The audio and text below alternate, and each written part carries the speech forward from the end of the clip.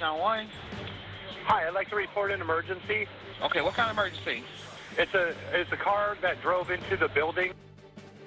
Police say that call was made after a man drove a car into the Espling Jewelers. The store sits on Marsh Landing Parkway. Fortunately, nobody was hurt. Channel 4's Janice Harris listened to those 911 calls and joins us now. Janice, what's next for the store owner? Well, believe it or not, the store is actually open for business right now. I had an opportunity to speak with the owner of Espling Jewelers, and he told me, if anything, he's happy that no one was hurt and everyone is alive.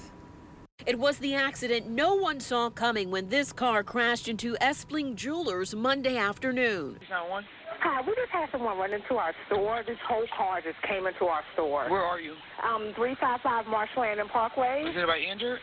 No, he says he's okay. Okay, we'll get him out there, okay? This surveillance photo from the owner's cell phone shows just moments after it happened. A car that crashed inside this jewelry store.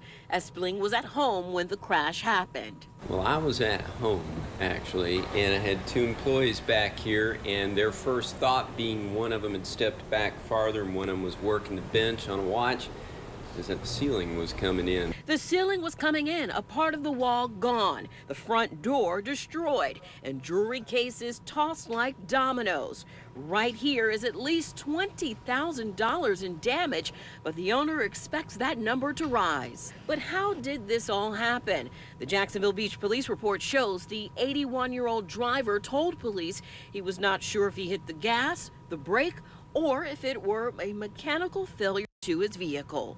If there had been a customer in the store, every one of these showcases pushed back. Glass was all the way through into the back room. Fortunately, nobody was in the front of the store.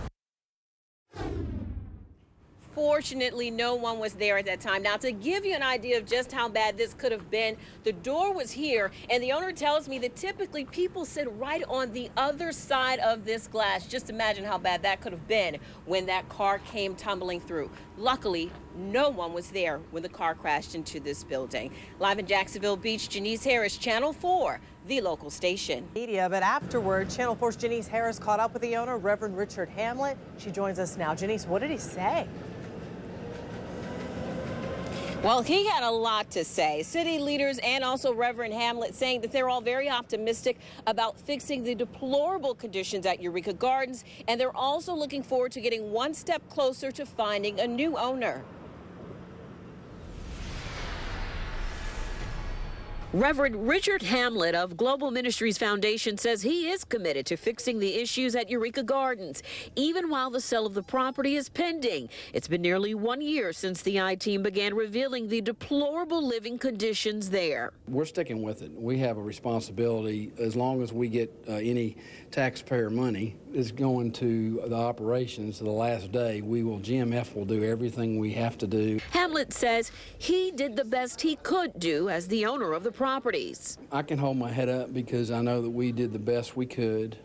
We spent money, but the property needed to be modernized. However, he admits mistakes were made. You know, I apologize if we didn't meet the expectations that they feel like they deserve. I wish we could have done more. The clock has run out on us. Today's meeting was called by HUD, but federal officials were a no-show. Instead, Jacksonville Mayor Lenny Curry says they used the time to make sure Hamlet is keeping his word to fix the properties. Initially, it was expected a new owner could purchase the property by the end of the month. The mayor says it will take more time and are in talks with the Millennia Company to purchase the property. The properties have to be evaluated. Obviously, there's financial evaluations that need to be done. So that could take anywhere from weeks to months. The deal will be finalized through HUD and the private company Millennia, but Mayor Curry and Councilman Dennis, they say they will keep a watchful eye. And he gave us his commitment, and I think Reverend Hamlet knows by now the leadership here in Jacksonville is going to hold his feet to the fire. Channel 4's Janice Harris went back to that neighborhood where she talked to the neighbors who are concerned. It sounds like they say that this isn't the first time it's happened in their community, Janice. No, this is not the first incident that has happened in this community. In fact, one happened on September 14th. That man has since been arrested for his alleged crime. But the good thing is these are only 2 cases for the entire year. But that has not made any of the motions any easier to deal with for this community. Diana Pachetti runs through the Davis Shores neighborhood daily and says she doesn't feel safe running in the area where a woman was attacked Tuesday. I'm glad I run on the road and not on the back streets. Pachetti says she's had some scary moments too. I don't like to be out there. I've had a couple approaches by people from a van once, a guy from a house once. Yeah. Right now, police say they have increased patrols where the attack happened on North Matanzas Boulevard between Flagler and Rybolt Road.